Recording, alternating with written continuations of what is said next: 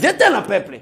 Mais ma camo, mais c'est le président au sali. Peuple a courant. Na effort to sala ngona ba moi to sala ngo. Toi na kotambola po total ça. Les plus grandes réalisations au sali na République démocratique du Congo, ils ont coûté même 18 à Joseph Kabila. Mais na 2 ans. Mais il faut se poser question, la République démocratique était où?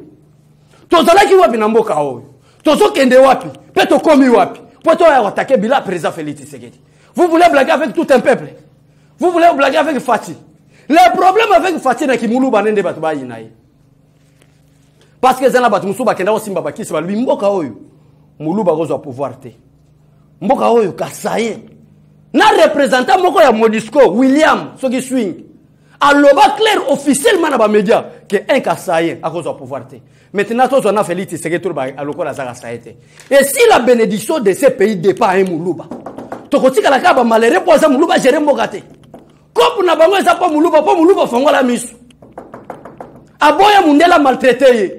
Si tu sais que les accords ont pouvoir être leader maximum, oh même Martin Fayulu bayebi, oh même Moïse Katumbi bayebi, oh même Mobutu tu place ça dans ma belle zone, il n'y a aucun leader na Congo. Encore les questions tu sais que de la popularité, mais à comment président de la République, pas bayebi clarté naïe. Azako bengana ba lui Michel Okola bana, ça la sort de ma maison. Mais Martin Fayulu Moïse Katumbi politique il y a diplomatie, politique il y a ba tablette, azana ma tablette, ala na mo ambassadeur na sima. Na tu sais que des aki bongoté. Des communautés européennes va voter avec ces gars. Avec ses papas, c'est Mulumba, à la tête d'une nation comme la République démocratique du Congo, qui est convoitée par nous-mêmes les Occidentaux, et on a la pratique même possible le potoken. À l'état diaboliser le peuple congolais. Kasaya Gonyata-Bino Lokol en Kayasa. Problème, Bitumba Félix Tshisekedi. Nous aussi, nous sommes là contre le tribalisme. Mais c'est le président.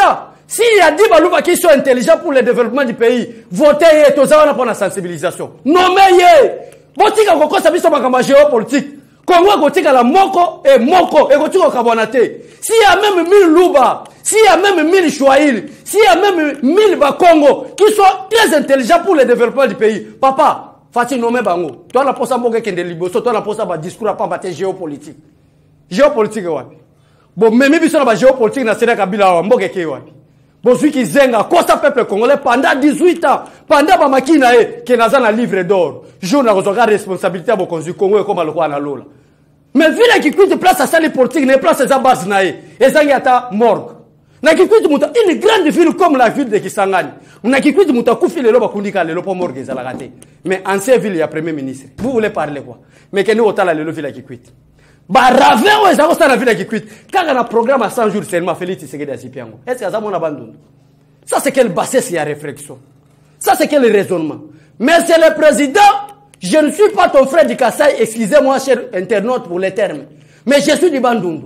Mais on ne peut pas parler de la République démocratique du Congo sans les Kassai.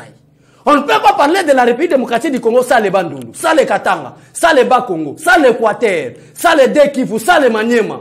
Nous sommes une République démocratique du Congo à cause de nos 26 provinces, conformément à la constitution actuelle. Ce balongo Bandundu est sur la République démocratique du Congo. Ce balongo ni kasa isa sur République démocratique du Congo. Alors travailler na bato baza ba guerrier o ba roliter na problème na